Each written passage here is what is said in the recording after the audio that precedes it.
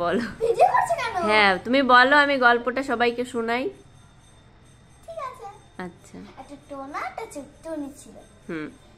টোনা টুনিকে বলল যে টোনা না যে টুনি যে অনেকদিন তো হলো আমার না খুব পিঠে খেতে ইচ্ছে করছে। তারপর টুনি বলল আমারও না একটু পিঠে খেতে ইচ্ছে করছে। তারপর টোনা বলল চলো তাহলে জঙ্গল থেকে কাঠ খুঁজে নিয়ে আসি। তারপর সবাই তাহলে টুনি আর টোনা গেল কাঠ আনতে। তারপর তারা বাঘ মামার সাথে দেখা হলো। তারপর হলো বাঘ মামা বললো কিরে টোনা টুনি কোথায় যাচ্ছিস? তারপর টোনা টুনি বললো এই যে টোনা বায়না না টোনা বলছে যে পিঠে খাবে, ওর খুব পিঠে খেতে ইচ্ছে করছে। তারপর বাঘ মামা বললো তাহলে আমাকে কটা দিস, কখন যাবো তোদের বাড়ি?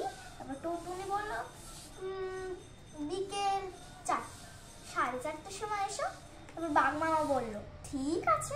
তারপর টোনা টুনি বাড়িতে কাঠ খুঁজে নিয়ে গেল।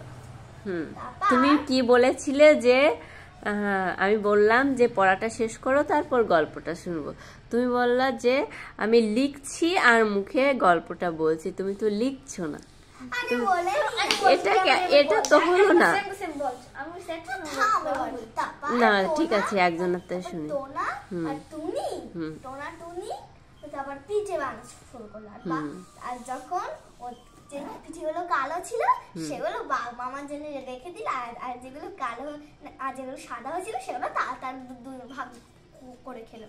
তারপর তারা দুজন মেয়েদের হাতে লুকালো। তারপর বাঘ মামা এসে ডাকছিল টোনা টুনি কোথাও, আমার পিঠে না। তারপর ওরে বাবারে টোনা না টুনি টোনাকে বললো যে টোনা আমার একটা পা লাগিয়েছে। তোমার টোনা বলে পা দিয়ে দাও। তোমার ড্রেস বেঁধে আবার এই মাটির আমি ফটাস করে কেটে গিয়েছে। কি গল্পটা কেমন লাগলো?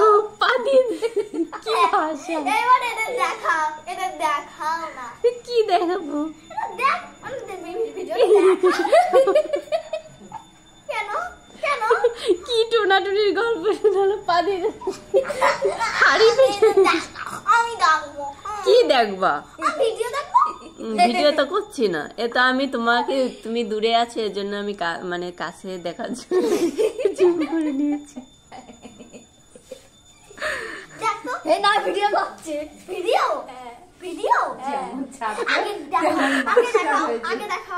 করার জন্য। পড়া তো শেষ, ওইটা শেষ হলেই পড়া শেষ, তাহলে ওইটা শেষ করো। আর এই যে আরেকজন গল্প বলার জন্য ব্যস্ত হয়ে গেছে। শোনো প্রতিদিন পড়া শেষ করে সবার থেকে এক একটা গল্প শুনবো, ঠিক আছে? আচ্ছা তাহলে কিন্তু তার একটা ব্যাপার আছে, মানে বাড়িতে যে পড়া থাকবে সেইটা ভালোভাবে কমপ্লিট করতে হবে, তারপরে গল্প শুনবো।